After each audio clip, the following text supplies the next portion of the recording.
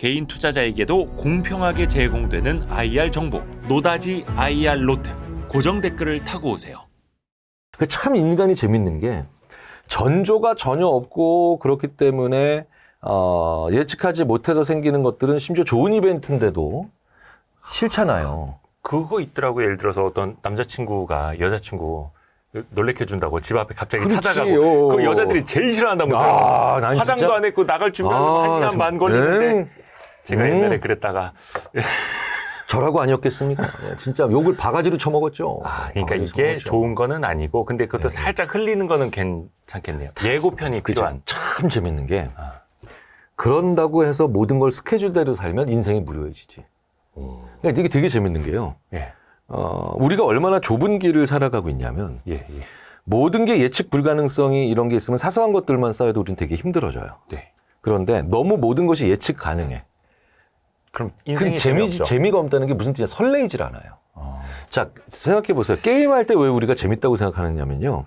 게임할 때 노란색 비행 접시가 이렇게 지나가면 내가 맞추면 15점이에요. 예. 그렇죠? 네. 근데 그럼 내가 맞추려고 하겠죠. 15점을 받으려고 예. 게임에서. 예. 근데 게임에서는 종종 이럴 때가 있어요. 아무 생각 없이 맞힐 때가 있어. 네. 모르고 맞출 때가 있어요. 네. 그렇죠. 심지어는 뭐 실수로 맞힐 때도 있어요. 네네네. 근데 어쨌든 15점 주죠. 네. 이런 게임 보신 적 있으세요? 내가 노란색 비행 접시가 지나가는 걸 맞췄는데 갑자기 팝업 창이 딱 열리면서 그 게임에서 이렇게 얘기해요. 너 방금 전에 알고 맞힌 거 아니지? 너 실수로 맞췄지? 너 모르고 맞췄지? 너 그러니까 맞췄어도 15점 안 줘. 이런 게임 없죠. 없죠. 네. 다 15점 주죠. 예. 게임이 왜 뇌에서 재밌다라고 착각하냐 보면 실제로 사실 게임은 노동이거든요. 대부분의 게임은. 막 반복되고. 네. 그런데 게임을 왜 우리가 재밌다라고 뇌에서 착각하고 있는가를 저희들이 연구해 보면 이렇게 우연한 득점이 종종 있기 때문에 그래요. 우연한 득점. 우연한 득점. 네. 그러니까 우연한 득점이라는 게 바로 뭐냐? 의도나 계획이나 이런 것이 없었는데도 득점이 이루어지는 경우죠. 그렇죠. 스포츠도 막 에러가 나와야 재밌고 막 이런 것처럼. 그러니까 이 우연한 득점의 반대말이 계획된 득점이거든요. 예. 그럼 계획된 득점은 뭐냐? 스케줄된 득점이에요. 대표적인 게 월급이에요. 월급을요. 물론 첫 월급 받았을 땐 너무나도 의미 있고 행복한 경우가 많죠. 그쵸. 근데 월급 한 대여섯 번만 받아도 직장생활 되죠. 10년, 20년만 되면 어떤 일이에요? 당연하죠. 월급이다! 이러지 않죠. 근데 게임에서는 그거보다 훨씬 작으니 아싸! 이런 일이 많아요. 그렇죠. 카드 하나씩 뒤집을 네, 때. 월급은 몇 백만 원의 돈이 들어오는데도 와 좋아하지 않는데. 그게 왜 그러냐? 계획된 득점이 그만큼 심드렁한 거예요. 대신 그 계획된 득점이 제대로 안 이루어진다. 월급이 제대로 안 나와. 그럼 완전 난리 나죠. 그쵸. 엄청 분노가 일어나죠. 예. 근데 되게 재밌는 건 선물은 네. 계획된 득점이 아니라는 거예요. 아. 선물의 가장 중요한 그 요소가 우연성이에요. 우연한 득점이라는 거예요. 근데 이 선물을 줄 때 정말 바보처럼 하는 분들이 계세요. 선물을 계획된 득점으로 만들어 버리는 거죠. 이런 거예요. 야, 자기 여자친구한테 선물 주기 D-11. 에이, 설마 그런 사람이 있겠어요? 있어요. 내가 너한테 그다음에 야, 6일 있으면 선물 준다. 진짜 이런 어이없는 사람들이 있더라니까. 뭐 갖고 싶어 막 이런. 그러니까 그래서 선물 주는데 막 2, 3일 전부터 카운트다운을 해줘. 짜증나네. 심지어 보름 전부터 13일 전, 11일 전, 9일 전, 선물 주기 7일 전. 지가 즐거우니까. 자기는 즐겁고. 자기가 즐거우니까. 네. 상대방도 그걸 즐거울 거라고 착각하고. 네. 근데 이걸 상대방은 우연하게 받아야 즐거운 게 선물인데 그쵸. 이걸 계획된 득점으로 그냥 월급처럼 만들어버린 거예요. 네. 그래서 선물을 줄 때는 우연성이 부여가 돼야 돼요. 그러니까 오히려 예측 불가능성이 일부 있어야 된다니까. 근데 이게 조금 헷갈리는데요? 네. 어떤 거는 예측 가능성이 있어야 되고. 그쵸. 어떤 거는 좀 우연성도 필요하고. 네. 이게 그럼 어떻게 이걸 그게 바로 보세요. 그러니까 어떨 때는 어느 정도는 예측 가능성이 있어야 되고 네. 어떤 것들은 예측 가능성이 좀 떨어지는 게 좋잖아요. 네네네. 일반적으로는 예측 가능성이 높아야 되는 건 일어나면 안 되는 일, 그걸 막아내는 것들은 대부분 예측 가능성이 매우 높아야 돼요. 네. 특히 안 좋은 것에 그렇죠. 대해서는. 나쁜 일을 제거하거나 예를 들어서 컴퓨터의 펜 같은 거. 네. 팬, 왜 윙 하고 돌아가는 팬. 예. 그거는 발열을 막는 장치죠. 예. 그러니까 그런 것들은 발열을 막는 장치이기 때문에 굉장히 예측 가능성이 높은 디바이스여야 돼요. 그렇죠. 꾸준히 돌아가야 네. 되고 멈추면 안 되고. 그래서 이런 것들은 현재 컴퓨터의 CPU의 내부 온도를 보여주거나 네. 아니면 팬의 그 지금 냉각 정도를 보여주는 걸 붙이면 사람들이 굉장히 좋은 서비스라고 생각을 해요. PC를 만들 때. 예. 근데 그런 PC들이 꽤 있어요. 요즘 보면. 그러니까 내부 온도를 보여줘서 60도 넘어가면 과열이야 뭐 이런 것들. 네. 그런데 아하. 다시 말씀드려서 좋은 거, 받으면 좋은 거. 예. 예. 그러니까 나쁜 걸 막아내 주는 것보다는 받으면 좋은 거, 즐거운 거, 예, 뭐 기쁜 것들 이런 것들은 좀 우연성이 강해야죠. 예, 우연성이 강해야죠. 나쁜 일을 제거하는 것, 반드시 필요한 것, 막 이런 것들은 예측 가능성이 중요하고, 네네. 좋은 것, 즐거운 것, 해피한 거는 좀 우연성이 좀 네네. 있어야 되는 거고. 그러니까 우리 일상생활에서 예를 들자면 스트레스가 왜 우리가 미세 스트레스라는 말 하잖아요. 네네네. 미세 스트레스란 말이 뭐냐면 뭐 미세 물질, 미세 플라스틱 뭐 이런 식으로 미세한 것들이 뭐냐면 우리는 중요하지 않다라고 생각하는 것들이지만 그 외로 그런데 결국은 있으면 안 되는 일들이 작은 것들이 쌓이게 되면 자꾸 그런 일이 벌어지는 건데 예를 들자면 이런 겁니다. 우리가 하고 네 하면 문 열죠. 네네네. 근데 네 하는데 벌써 문이 열려. 혹은 딱딱 했는데 똑똑 하면서 문이 열려. 네. 이거 사실 1, 2초 차이죠. 그렇죠? 네. 네. 근데 실제로 제가 한번 어떤 기업에서 사람들이 너무 스트레스가 요즘 높고 막 힘들고 심지어 퇴사자가 막 전 분기 대비 막 상승하고 이런 일이 벌어졌거든요. 네. 그래서 도대체 왜 이런 거야? 라고 해가지고 그 회사 대표님이 저한테 조금 그 회사 전체에 뭐가 이렇게 힘든 건가 물어봤어요. 네. 근데 이게 보니까 새로 오신 부사장님이 임원방부터 간부들 방에 들어갈 때 전부 다 문을 이러고 열어요. 이렇게. 똑똑하면서 바로 여는 습관이 있는 거야. 성격이 급한데. 그럼 난 놓고 했다 이거네요. 예. 근데 그 정도가 사람들한테 스트레스를 엄청 준 거예요. 그러니까 스트레스 받은 상태로 들어가는 그런 그 회의에서 임원들이 한 15명의 임원이 스트레스를 많이 받으니까 갑자기 전반적으로 전 직원들한테 다 골고루 하는 회의에서도 또 좋은 말이 안 나오는 거고. 그러니까 이런 식으로 일파만파가 이루어지는 경우들이 많아요. 그래서, 사실 똑똑하고 문을 여는 건, 하면 좋은 선물 같은 게 아니죠. 직장 상사의 방문 같은 경우는 그렇죠. 예, 지켜지지 않으면 안 되는 그런 나쁜 걸 막아내는 기능들이 대부분 가능한 거죠.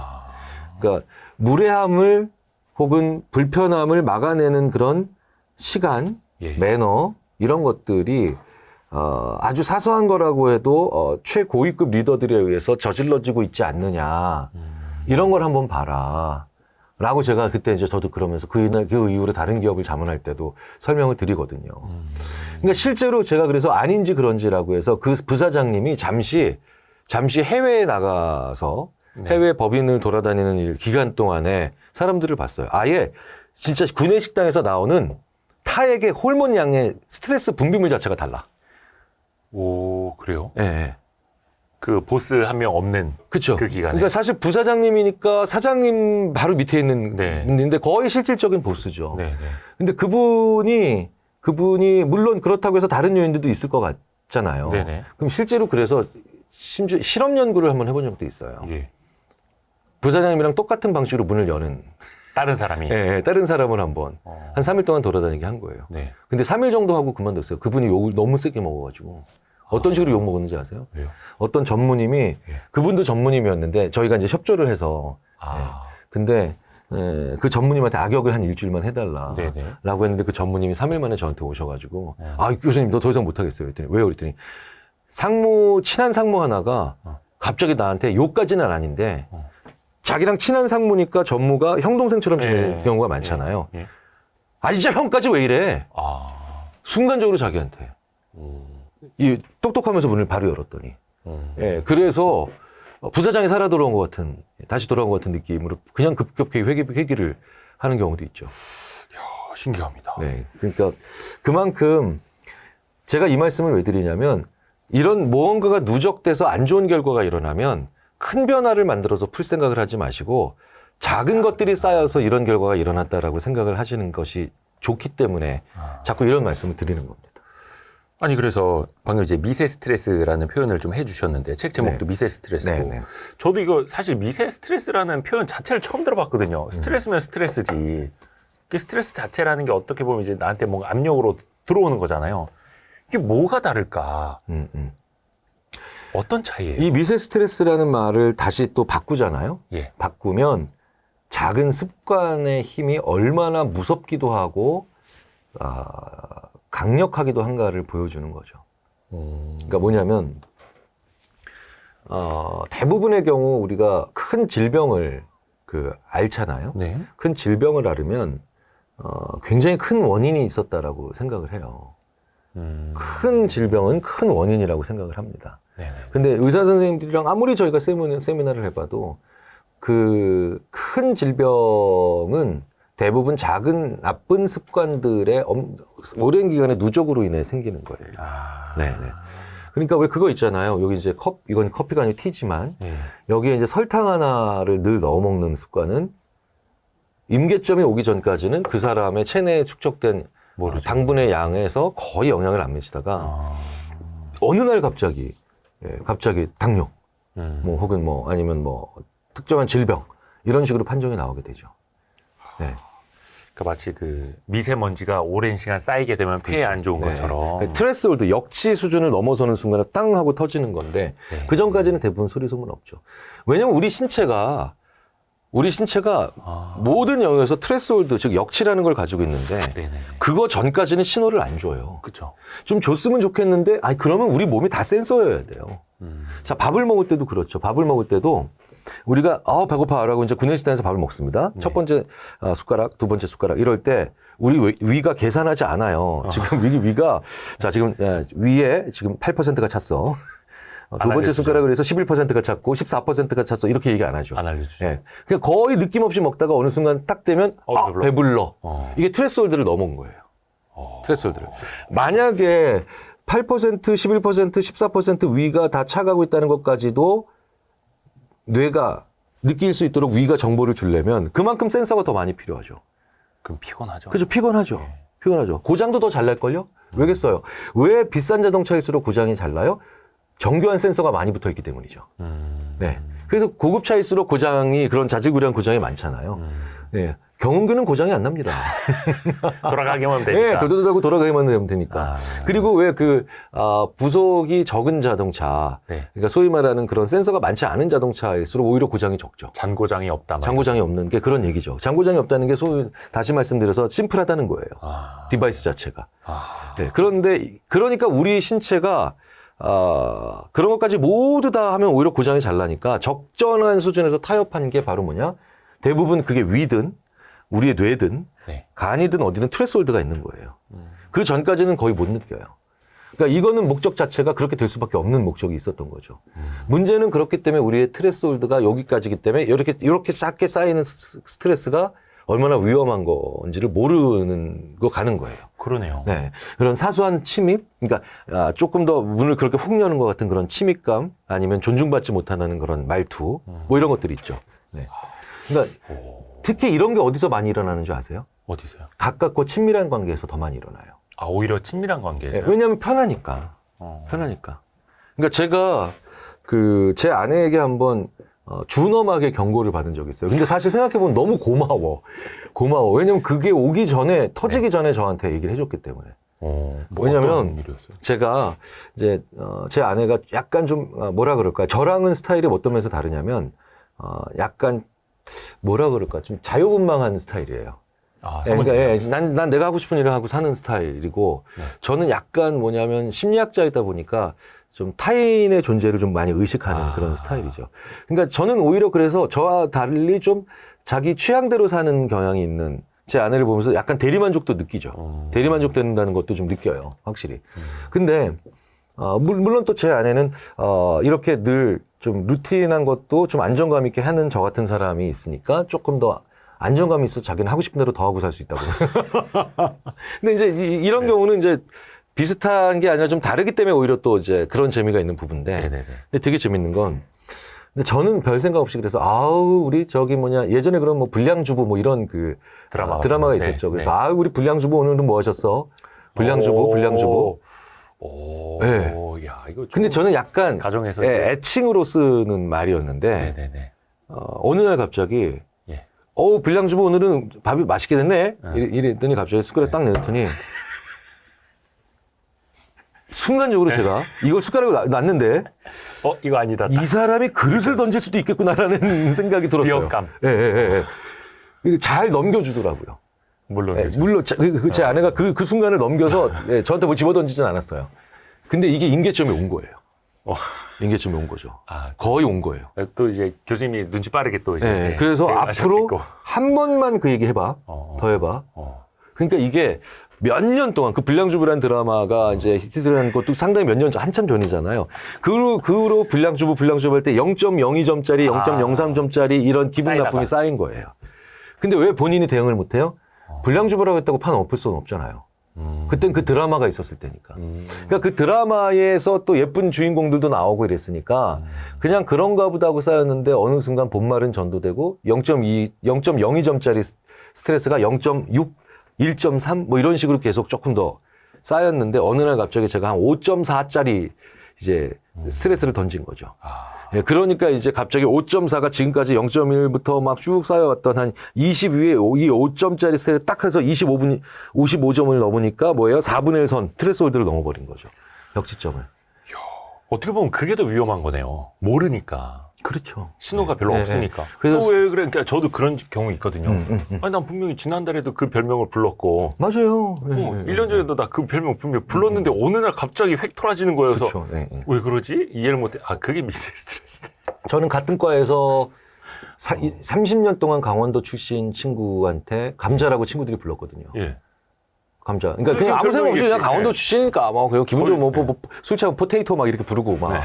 근데 진짜로 몇 년 전에 대학 들어오고 30년직인데 진짜 그날 진짜 거의 다 들어 엎을 뻔했어요, 그 친구가.